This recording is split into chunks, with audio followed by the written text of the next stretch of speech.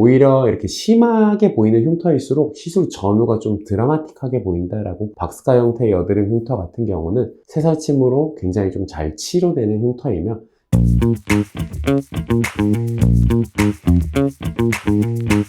안녕하세요. 흉터 읽어주는 한의사의 한의사 조현기입니다.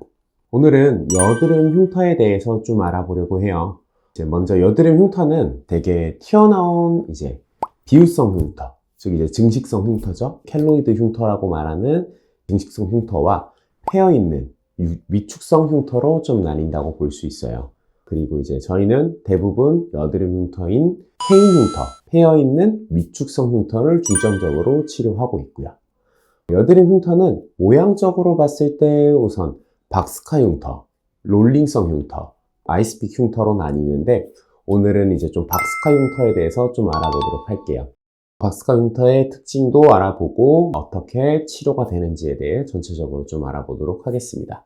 박스카 형태의 여드름 흉터예요. 우선 직육면체, 약간 좀 뚜렷한 푹 파인 흉터로 흉터 테두리가 굉장히 좀 뚜렷하고 반면에 흉터 바닥면은 좀 평평하고 넓은 형태예요. 특징적으로는 흉터 테두리의 부위가 굉장히 좀 단단한 게 특징이라고 볼 수 있어요.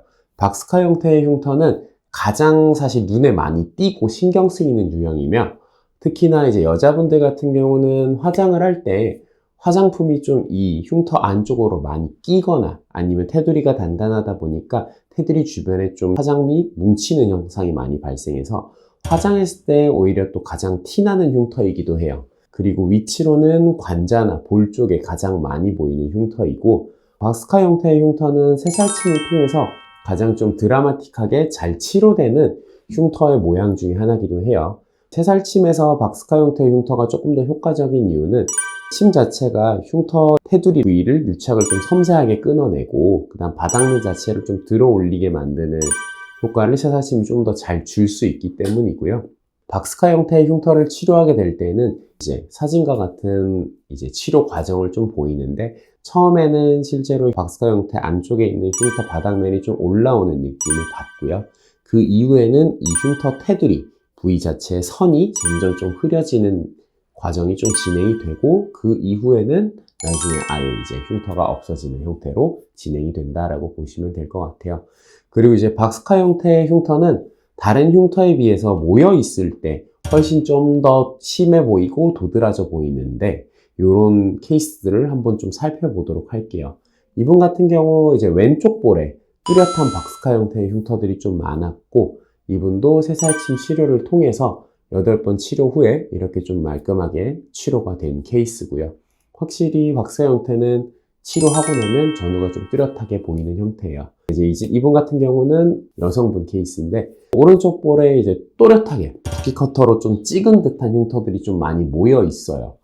여성분들 같은 경우는 화장을 하게 되면 테두리에 화장이 많이 껴서 오히려 생얼보다 화장을 하면 피부가 더 안 좋아 보인다라는 그런 멘트를 많이 해주시거든요.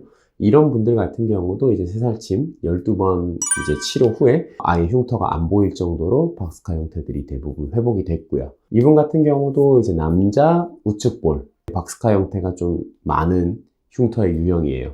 볼뿐만 아니라 관자 쪽도 테두리가 선명한 박스카 흉터들이 보이는데 이분 같은 경우도 새살침 12번 치료 후에 흉터가 아예 없었던 피부처럼 회복이 되었어요.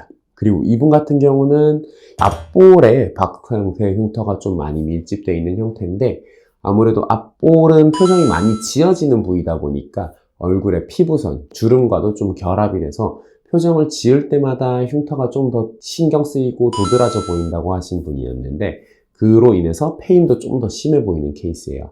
이분 같은 경우에는 새살침 7회차 후에 대부분의 앞볼에 있는 흉터는 회복이 되었고요. 흉터가 치료됨에 따라 피부선이나 주름도 일부 개선이 되었고 표정을 지을 때도 훨씬 좀 자연스럽게 보이시고 인상 자체가 거의 완전히 변했다라고 할 정도로 많이 회복이 되었어요. 그 다음 약간 변형된 박스카 형태들에 대해서 좀 보려고 하는데요. 이분 같은 경우는 왼쪽 볼에 흉터예요.